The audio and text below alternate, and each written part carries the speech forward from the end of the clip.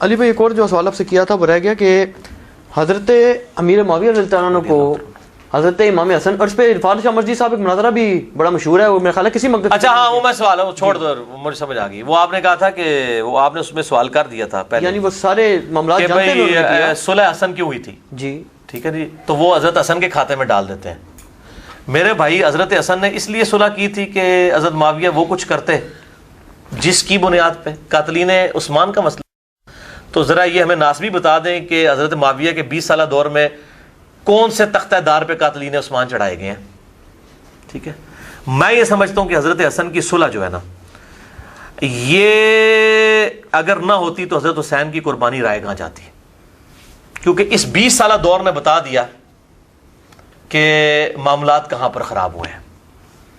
حضرت حسن نے صلح کی تھی شرائط کے اوپر، وہ شرائط نہیں بتاتے. اہل سنت کی تمام جتنی معتبر تاریخ کی کتابیں ہیں، ایون حدیث کی جو شرح کی کتابیں ہیں نا، سب سے مشہور کتاب جو ہے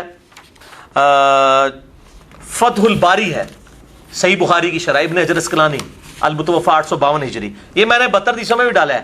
ایڈا بم چھوڑ دیتا ہے نا ناسمیاں ہوتے یہ قیامت تک روون گے، اس میں سب کچھ ڈالا ہوا ہے میں نے. صلح حسن والی حدیث بخاری سے ڈالی ہے 7109.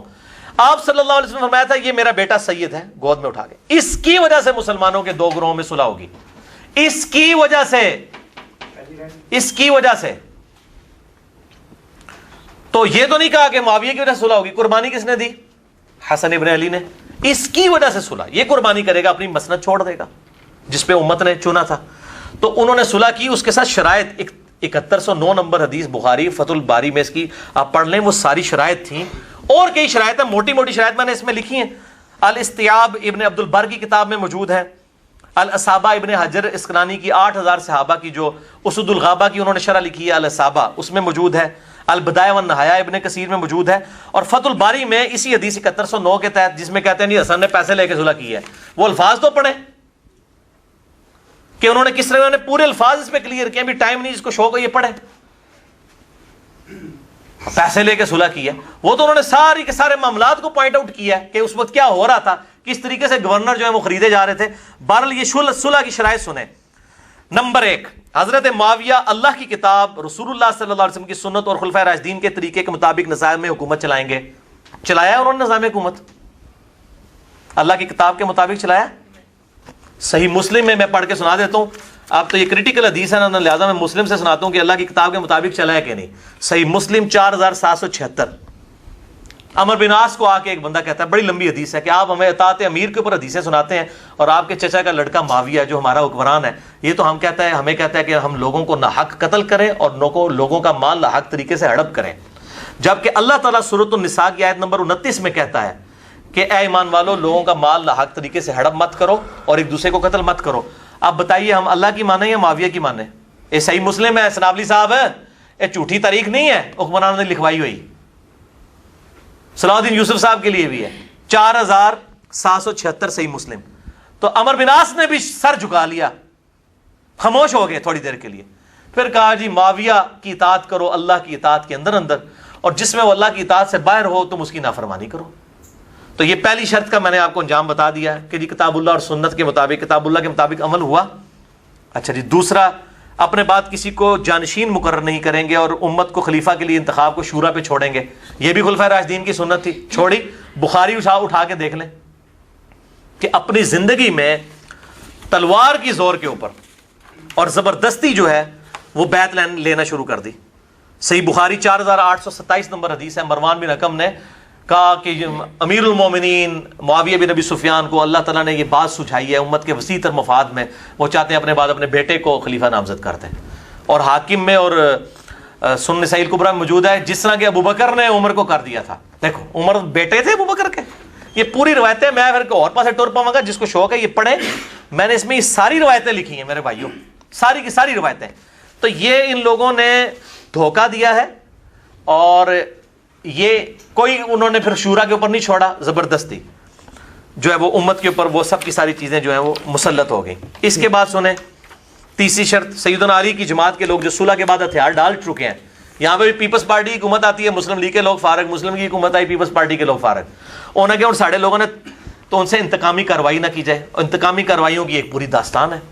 اس سے بڑا کیا انتقام ہے کہ دور میں لعنت کی جائے صحابہ کرام پر، ممبروں پہ، سیدنا علی پر، نعوذ باللہ.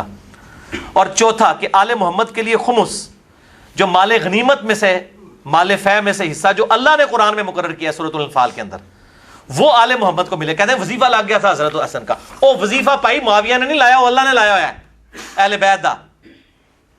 دیکھو فراڈ کرتے ہیں لوگوں کو صحیح بات بتائیں، مطلب جھوٹی وکالت تو نہ کریں نا، سچی وکالت کریں.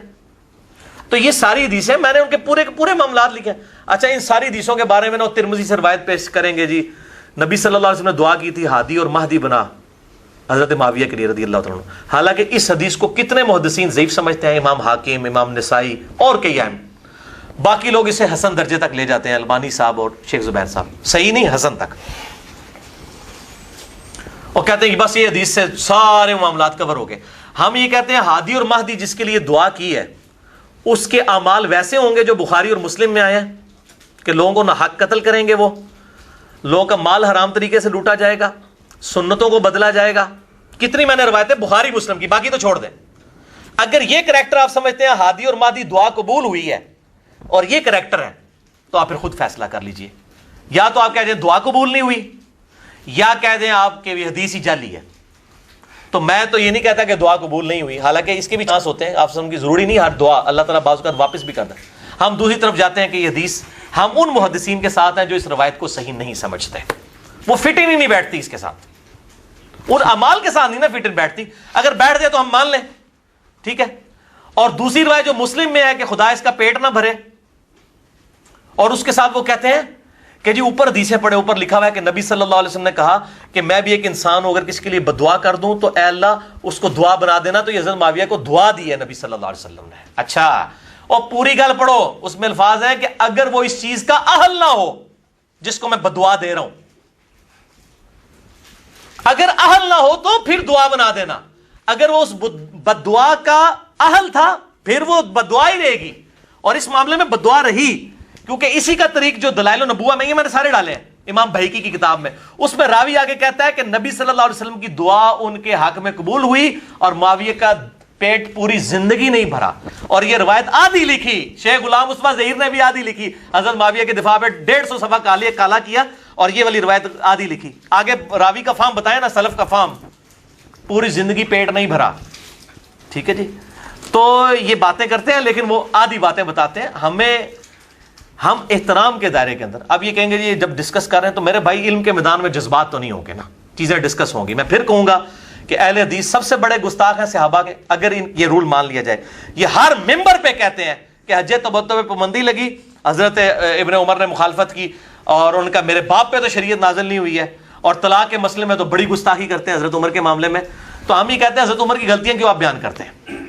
اچھا، پھر وہ حدیث مسند احمد سے بیان کرتے ہیں کہ ابن عباس کو کسی نے کہا کہ ابو بکر عمر کا یہ قول ہے، انہوں نے کہا میں تمہیں حدیث سناتا ہوں اور تم جو ہے وہ ابو بکر عمر کا قول بتاتے ہو، قریب آسمان سے پتھر نازل ہو پڑے.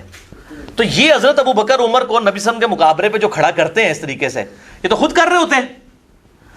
آپ کروڑوں معاویہ لے، ایک حضرت عمر کے برابر نہیں ہے رضی اللہ عنہم اجمعین. میں تو رضی اللہ تعالیٰ عنہ ہی کہتا ہوں، دعائے خیر ہی کرتا ہوں سب کے لیے، کیونکہ میں ان کو صحابی مانتا ہوں، میں ان کو نعوذ باللہ منافق نہیں مانتا رافضیوں کی طرح. بلکہ اصول کافی میں بھی بلکہ یہ نہج البلاغہ میں سیدنا علی کے جو خطوط ہیں معاویہ کے لیے وہ السلام علیکم سے شروع ہوتے ہیں. کوئی منافقانہ اس میں معاملات نہیں ہیں، لیکن غلطی اپنی جگہ پہ. اچھا اب تھوڑا سا ٹیکنیکل ذرا کوسچن ہے محدثانہ قسم کا، کہ جو محدثین اہل سنت ہیں ان کی حضرت امیر معاویہ رضی اللہ عنہ کے متعلق کیا تحقیقات آپ کے علم میں ہیں؟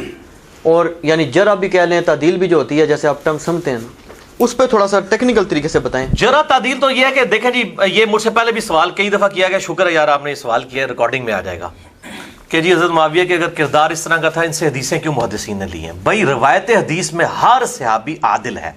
لوگوں نے تحقیق کر لی ہے کہ صحابی نے بہت بڑے بڑے جرم کیے، صحابہ میں سے ہوئے، زنا تک ہوئے، لیکن انہوں نے نبی صلی اللہ علیہ وسلم پہ جھوٹ نہیں باندھا. اور یہ پاسبل ہے. کیسے پاسبل ہے؟ سنیں، مجھے بتائیے، ایک شرابی، کبابی، دنیا کا غلیظ ترین انسان ہو، اس کو آپ کہیں کہ میں 1 کروڑ روپیہ تمہیں دیتا ہوں، نبی صلی اللہ علیہ وسلم کو گالی دے دو، دے گا؟ زنا کے لیے عورتیں دے دیں، کرے گا. شراب دے، پیے گا. وہ کہے گا یار جو بھی ہے یہ کام میں نے نہیں کرنا.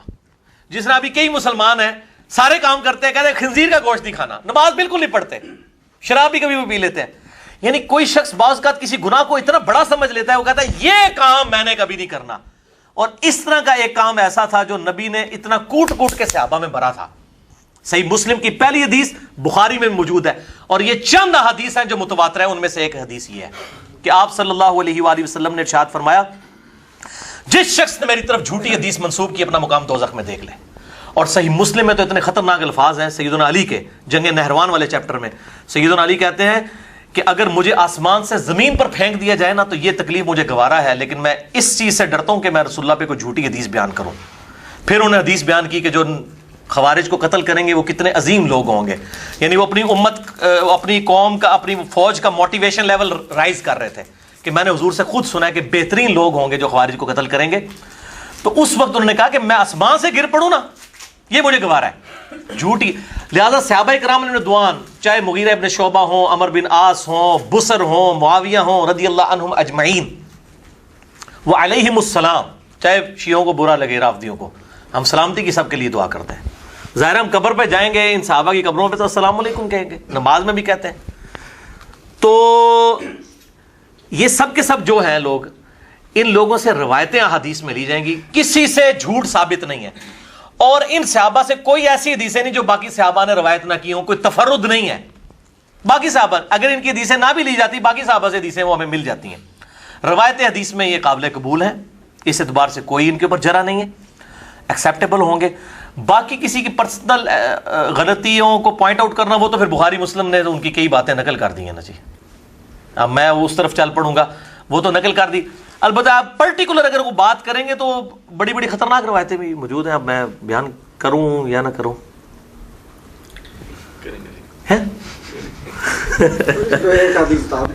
ایک آدھ بتا دیتے ہیں آپ کو، ویسے تو بہت ساری ہیں. شیخ زبیر علی زئی رحمہ اللہ نے کتاب لکھی ہے قیام رمضان کے اوپر نا، 8 اور 20 تراویح کے اختلاف پہ، ٹھیک ہے جی. اس میں ایک حدیث کے اوپر جرح کرتے ہوئے وہ لکھتے ہیں، قیام رمضان والی اس کا PDF بھی نیٹ پہ رکھا ہوا ہے، ہماری ویب سائٹ پہ بھی آپ ڈاؤن لوڈ کر لیں، تراویح کے مسئلے پہ.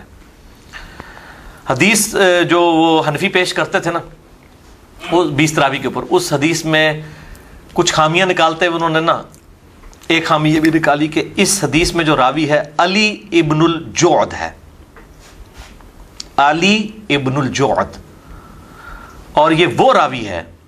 شیخ زبیر صاحب لکھتے ہیں ابن حجر اسقلانی کے حوالے سے، ایک محدث دوسرے محدث سے نقل کر رہے ہیں، یہ وہ راوی ہے کہ جو کہا کرتا تھا کہ اگر قیامت والے دن اللہ تعالیٰ معاویہ کو عذاب دینا تو مجھے اس بات کا کوئی دکھ نہیں ہوگا، کیونکہ جو کچھ اس نے کیا ہے امت کے ساتھ. علی ابن الجعد یہ کون ہے؟ ہاں میں بتاتا ہوں یہ کون ہے، ان کا تعارف بھی کراؤں گا تو پیروں سے زمین نکل جائے گی. علی ابن الجعد، علی ابن الجعد، یہ بات آپ نے کبھی، آپ لوگ تو میرے یار غار بھی آپ میں سے کئی لوگ بیٹھے ہوئے ہیں، کبھی مجھ سے آپ نے کبھی نجی محفل میں بھی ایسی بات سنی ہے؟ ٹھیک ہے. مجھے تو ترس آتا ہے ان کے اعمال جب دیکھتا ہوں، میں کہتا ہوں اللہ تعالیٰ معاف ہی کرے یار. دعا ہی کر سکتے ہیں، دعاؤں سے نہیں منوا سکتے. علی ابن الجعد نے یہ بات کہی، اور شیخ زبیر صاحب کہتے ہیں کہ اس پہ تو اس راوی کے اندر تو یہ خرابی پائی جاتی تھی، اور یہ حنفی ہمیں اس کی روایت پیش کر رہے ہیں. پھر ساتھ ہی لکھتے ہیں لیکن وہ اہل سنت کے امام ہیں اور وہ ثقہ اور صدوق راوی ہیں ان تمام چیزوں کے باوجود. اور وہ اس لیے انہوں نے لکھا کہ میں نے علی ابن الجعد پہ جو یہ نقل کی ہے نا جرح، اس کی بنیاد پہ میں اس حدیث کو ضعیف نہیں کہہ رہا، میں دوسری بنیاد پہ کہہ رہا ہوں. لیکن میں آپ کو بتانا چاہ رہا ہوں کہ ایسے لوگ بھی موجود ہیں. یہ شیخ زبیر صاحب نے لکھا ہے، ٹھیک ہے، ابھی تک موجود ہے، اس کا PDF موجود ہے. اب آپ نے پوچھا علی ابن الجعد کون ہے؟ امام احمد بن حنبل کے استاد ہیں، اور ان کی کتاب ہے مسند احمد ہے نا، جس طرح اسی طریقے سے مسند جو ہے علی ابن الجعد بھی موجود ہے. اہل سنت کی مین سٹریم کی کتاب ہے یہ احمد بن حنبل کے استاد، امام بخاری کے دادا استاد. احمد بن حنبل رحمۃ اللہ لگے ہیں جی، احمد بن حنبل کے استاد ہیں، جس سے مشاہدات صحابہ کے اقوال پیش کر رہے ہیں. احمد بن حنبل کے استاد ہیں علی ابن الجعد. امام احمد بن حنبل کا استاد اگر یہ بات کر کے سننی ہے، آپ اس کی روایتوں پہ جرح کرتے ہیں، جو کچھ کرتے ہیں، تو ابن حجر پہ بھی فتویٰ لگائیں اور شیخ زبیر صاحب کے اوپر بھی فتویٰ لگائیں. اگر ضعیف تو اتنے بے ایمان ہے نا، ہر چیز کو ضعیف ثابت کرنے کی کوشش کرتے ہیں نا، اس کا تو حل کوئی نہیں ہے.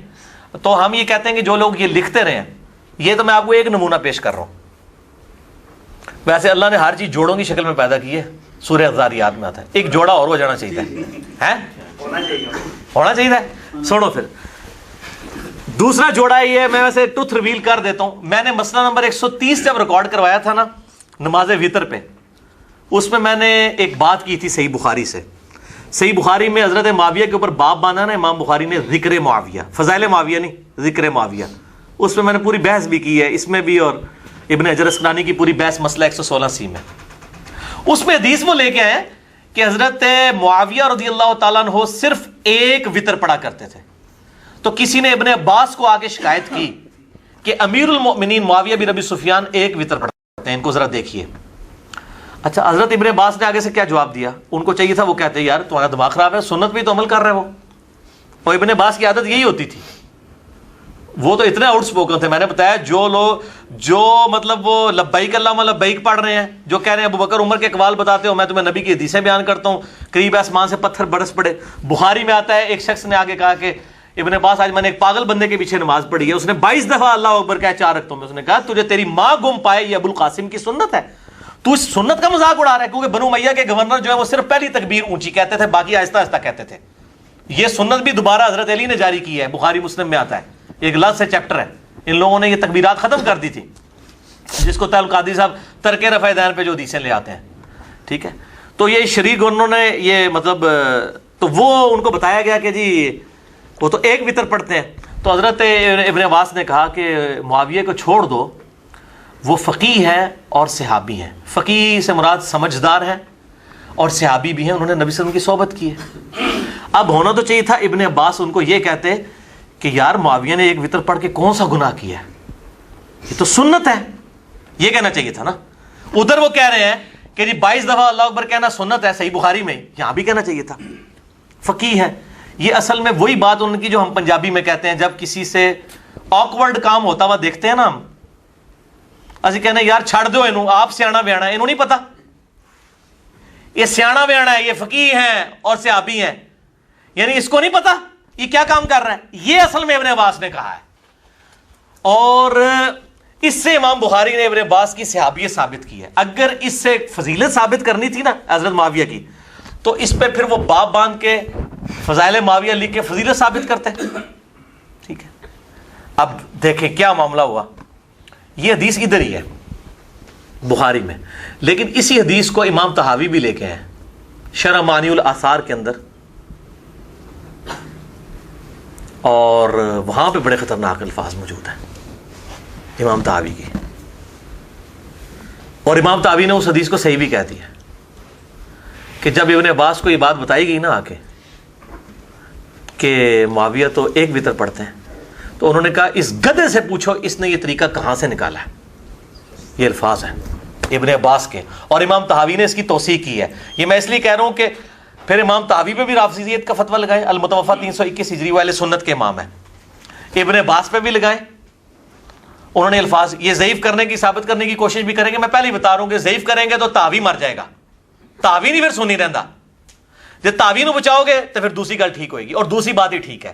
یہ ابن عباس کی عادت تھی, وہ اس کو بھی کہتے ہیں نا تیری ماں تجھے روئے, تو کہہ رہا ہے 22 دفعہ اللہ اکبر کہا, وہ تو بخاری میں. یہ طحاوی جو ہیں یہ ساروں کے امام ہیں یا خالی؟ نہیں, اہل سنت کے امام ہیں, اہل حدیث میں مانتے ہیں. جی اہل حدیث میں مانتے ہیں, 321 ہجری میں فوت ہوئے ہیں. حنفی بھی حنفی تو ان کو اس لیے مانتے ہیں کہ امام حنیفہ سے بہت انسپائر تھے, ان کو تو حنفی کہتے ہیں. اچھا, یہ جو شرح معانی الاثار اور یہ باقی کتابیں جو ہیں وہ امام طحاوی کی کتابیں, اس کے اندر انہوں نے اس طرح کی روایتیں اور بھی کئی مطلب نقل کی ہیں. تو امام طحاوی کی یہ کتاب, اور میں نے مسئلہ 130 وطر والے میں بتایا تھا کہ جب سے مجھے ایک حدیث پتہ چلی ہے نا, تو میں ہمیشہ 3 وطر ہی پڑھتا ہوں. میں نے کبھی ایک وطر نہیں پڑھے, اگرچہ میں اس کو جائز سمجھتا ہوں. لیکن میں نے ادھر کہا تھا ایک اور بات ہے جو بتانا نہیں چاہتا, وہ میں نے آج بتا بھی دی. اچھا, اس میں آپ کو بتا دوں بات اب چلی ہے, تو یہ فیس بک پہ اس دن عمار خان ناصر صاحب ہے, بہت زبردست موقع ہے, گاندھی صاحب کے شاگردوں میں قابل ترین آدمی ہیں, اور یہ آپ کو پتہ نہیں پتا ہے ناسبی ٹائپ بھی ہیں تھوڑے. نہیں, سرفراز خان صفدر صاحب جو ہے نا دیوبندیوں کے جو محدث اعظم مناظر اعظم ہوا کرتے تھے, انہوں نے فیس بک پہ شیئر بھی کرائی ہوئی تھی. انہوں نے شیئر کی ہوئی تھی. ہاں, یہ شیئر کرائی تھی اور مجھے کسی نے بھیجی تھی, تو مجھے اس لیے تازہ دماغ میں, ورنہ میرے دماغ میں بھی نہیں آنی تھی. یہ میرے دماغ میں اسی لیے گونج رہی ہے کہ انہوں نے یہ روایت نقل کروائی کی تھی. بات کر رہے تھے کہ شروع دن سے تو یہ مطلب میں آپ کو بتا رہا ہوں, وہ اصل میں اس لیے ابن عباس نے کہا کہ نبی صلی اللہ علیہ وسلم نے واقعی کبھی ایک وطر نہیں پڑھا. آپ جو ایک وطر پڑھتے تھے نا, وہ کرتے تھے 2 جمع 1, 2 جمع 2 جمع 1, 2 جمع 2 جمع 2 1. ہم یہ چیلنج کرتے ہیں کہ صرف ایک وطر نبی صلی اللہ علیہ وسلم سے دکھائیں. وہ ایک پوری کو طاق کرنے کے لیے ہوتا سی, اکلوتا ہی کلا ایک نہیں ہوتا تھا. ہم جس وجہ سے اس کو صحیح سمجھتے ہیں وہ ابو داؤد اور ترمذی ابن ماجہ کی حدیث ہے کہ نبی صلی اللہ علیہ وسلم نے فرمایا کہ وطر مسلمان پہ اللہ کا حق ہے, جس کی مرضی 5 پڑھے, جس کی مرضی 3, جس کی مرضی پڑھے 1. اس کی وجہ سے ہم اس کو جواز کی حد تک مانتے ہیں. لیکن اس حدیث کی بھی تعویل ہو سکتی ہے کہ وہ 1 پڑھے گا تو ساتھ 2 ملائی بھی ہوں, یہ بھی ہو سکتی تعویل. جس طرح کہ باقی حنفیوں کا یہ کہنا کہ ایک, اچھا حنفیوں سے ہمارا اختلاف یہ ہے کہ وہ کہتے ہیں آپ نے 3 کے لیے 2 کو اور 1 کو الگ پڑھیں گے, وہ وطر ہو گئی نہیں. وہ اکیلے 1 کو 2 کے ساتھ ملا کے بھی نہیں مانتے ہیں. اور یہ حنفیوں کی تمام فقہ حنفی کی کتابوں میں بھی یہ روایت لکھی ہوئی ہے, کیونکہ ان کے حق میں جاتی ہے نا ایک وطر. وہ تو ایک وطر کو غلط سمجھتے ہیں, تو 3 وطر کے حق میں نا یہ معاویہ کے اوپر ابن عباس کے کامنٹس لے کے آتے ہیں. تو میں بتا رہا ہوں محدثین نے اس قسم کی جو اگر کسی سے الفاظ نکلے ہیں کہیں معاملے میں, امام نسائی کے بارے میں بھی آتا ہے. آپ یہ کہتے ہیں جی وہ واقعہ ثابت نہیں ہے, ہم کہتے ہیں تمام محدثین امام نسائی کی جو شہادت کے واقعے میں یہ چیزیں نقل کرتے ہیں. ٹھیک ہے جی, کہ بھئی انہوں نے ناسبیوں کے خلاف کتاب خصائص علی لکھی, وہ شہید کر دیے گئے اور وہ جو کچھ معاملہ ہوا. چلیں یہ کہتے ہیں واقعہ جھوٹا ہے, خصائص علی تو جھوٹی نہیں ہے نا. ہم پوچھتے ہیں کہ خصائص علی انہوں نے لکھی اور کسی کے خصائص کیوں نہیں لکھے ہیں؟ اس کا مطلب ناسبیوں کے خلاف بھی انہوں نے کتاب لکھی ہے. خصائص ابو بکر, خصائص عمر عثمان نہیں نہ لکھی انہوں نے. اور پھر اس کے بعد فضائل صحابہ بھی لکھی, لیکن حضرت معاویہ کا نام اس میں ذکر نہیں کیا. امام حاکم نے کتنے صحابہ کے اوپر باب باندھے ہیں فضائل کے اوپر, لیکن حضرت معاویہ کے فضائل پہ نہیں لیا. لیکن باقیوں نے لیے, امام ترمذی نے بھی لیے, فضائل معاویہ باب باندھا ہے. مطلب ہم مانتے ہیں, میرے نزدیک تو کسی شخص کا صحابی ہونا یہ فضیلت کے لیے کافی ہے, چاہے اس کے لیے کوئی اور فضیلت ہو یا نہ ہو. سمندری جہاد والی حدیث بعض لوگ اس کے اوپر بھی تان کرتے ہیں. میں کہتا ہوں جی ہو فضیلت, فٹ ہو یا نہ ہو, صحابی کی فضیلت ہی بہت بڑی. ہم تو کسی صحابی کی جوتیوں کی خاک کے برابر بھی نہیں ہیں, لیکن غلطی اپنی جگہ, سیدھی سی بات ہے. اچھا صحابی کی آپ ڈیفینیشن کیا کرتے ہیں کہ اس میں غامدی صاحب بھی تھوڑا سا اہل سنت سے اختلاف کرتے ہیں, آپ کیا غامدی صاحب کیا کہتے ہیں؟ وہ بھی اس قسم کی کوئی بات کرتے ہیں نا کہ یعنی ہر شخص جس نے ایک نظر بھی دیکھ لیا تو اس طرح برابر نہ کر دو. وہ ٹھیک ہی ویسے غامدی صاحب کہتے ہیں, اس کی وجہ سے تو مصیبت کھڑی ہو جائے گی, کیونکہ بخاری اور مسلم میں حدیث ہے کہ کتنے لوگ ہیں جو آپ وسلم کی وفات کے بعد مرتد ہوئے ہیں, منکرین زکوٰۃ, ارتداد کا شکار ہوئے ہیں. وہ لوگ وہی تھے فتح مکہ پہ. آپ وسلم کو مرتد کون ہوتا ہے؟ جس نے پہلے ایمان لیا لایا ہو. انہی کے بارے میں بخاری مسلم میں حدیث ہے, اصحابی اصحابی, میرے حوض کوثر پہ اصحاب لائے جائیں گے, میں کہوں میرے صحابہ ہیں, مجھے بتایا جائے گا آپ کی وفات کے بعد انہوں نے دین بدل دیا تھا. تو آپ صلی اللہ علیہ وسلم فرماتے ہیں میں کہوں گا سحقا سحقا لمن غیر بعدی, سحقا سحقا لمن بدل بعدی, پہ پھٹکار اور دور کر دو, انہوں نے میرا دین بدل دیا. اور دوسرے طریق میں بخاری اور مسلم میں آتا ہے کہ آپ صلی اللہ علیہ وسلم فرماتے ہیں میں وہی کہوں گا جو عبد صالح عیسیٰ ابن مریم کہیں گے, اے اللہ جب تک میں ان میں موجود تھا ان پر گواہ تھا, جب تو نے مجھے اٹھا لیا پھر تو ہی ان پر گواہ تھا, اب یہ تیرے بندے ہیں, چاہے انہیں معاف کر دے چاہے انہیں عذاب دے. یہ بخاری مسلم دونوں میں. مسئلہ 96 عظمت صحابہ, رد المنافقین اور سنی شیعہ کے اختلاف کا تحقیقی جائزہ, اس میں میں نے یہ ساری روایتیں بیان کی ہیں. تو غامدی صاحب کی بات ٹھیک ہے, صحابی میں صحبت بھی کی ہو, خالی دیکھنے والا معاملہ نہیں, اور پھر وہ ایمان پہ قائم بھی رہا ہو, کیا مطلب مرتے دم تک. اگر بعد میں مرتد ہو گیا تو وہ صحابی نہیں ہے. اس طریقے سے آپ کی زندگی میں زندہ تھا, کافر تھا, بعد میں مسلمان ہوا ہے, وہ بھی صحابی نہیں. کعب بن احبار آپ کی زندگی میں ایمان لایا لیکن آپ کو دیکھا نہیں, وہ بھی صحابی نہیں. جیسے ویسے کرنی, صحیح مسلم میں آتا ہے. تو واقعی مطلب وہ غامدی صاحب کی بات جو ہے وہ دل کو لگنے والی ہے. اور اہل سنت میں ابن حجر اسقلانی وغیرہ ان کا بھی یہی موقف ہے کہ جس نے صحبت بھی کی ہو اور وہ اس طرح کے معاملہ. باقی وہ صحابی والا معاملہ تو ورنہ تو وہ جو رافضی ہیں وہ تو اصحابی اصحابی اصحابی اصحابی کے اوپر ان کے مطلب وہ تو خلفائے راشدین کو نعوذ باللہ بیچ میں ڈال دیتے ہیں. اور اسی طریقے سے صحیح مسلم میں بڑی خطرناک ایک روایت ہے 7035 جس میں عمار بن یاسر سے پوچھا گیا آپ جو علی کا ساتھ دے رہے ہیں کیا رسول اللہ نے آپ سے فرمایا تھا صلی اللہ علیہ وسلم؟ آپ نے فرمایا رسول اللہ صلی اللہ علیہ وسلم نے ہم سے کوئی ایسا عہد نہیں لیا تھا اس معاملے میں سوائے اس ایک عہد کے جو حذیفہ ابن یمان کو آپ نے بتایا تھا کہ میرے اصحاب میں 12 منافق ہیں. اب اس پہ لوگ بحثیں کر رہے ہیں کہ عمار بن یاسر یعنی علی معاویہ کے جھگڑے میں منافقین کا ذکر کر رہا ہے تو وہی معاویہ پہ منافقت کا فتویٰ لگا رہے ہیں. میں سمجھتا ہوں کہ یہ زیادتی ہے. جب تک بالکل کلیئر کٹ کوئی بات نہ ہو, اگر عمار کو خود نام نہیں پتا تھے, وہ تو خود کہا عمار حذیفہ کو پتا ہے, اگر کوئی خاص بات بتائی حذیفہ کو بتائی, باقی پوری امت کو جو بتایا وہ بتایا. یہ حضرت حذیفہ کی شہادت بھی ہوئی تھی غالباً انہیں جنگوں میں ہوئی ہے کہیں؟ نہیں, حضرت حذیفہ کاش زندہ رہتے. حضرت حذیفہ تو حضرت علی کی خلافت سے کچھ دن پہلے ہی فوت ہو گئے تھے. بارہ اپنے بیٹے کو نصیحت کر کے گئے کہ بیٹا علی کے ساتھ رہنا, کیونکہ رازدار رسول تھے نا, ان کو پتا تھا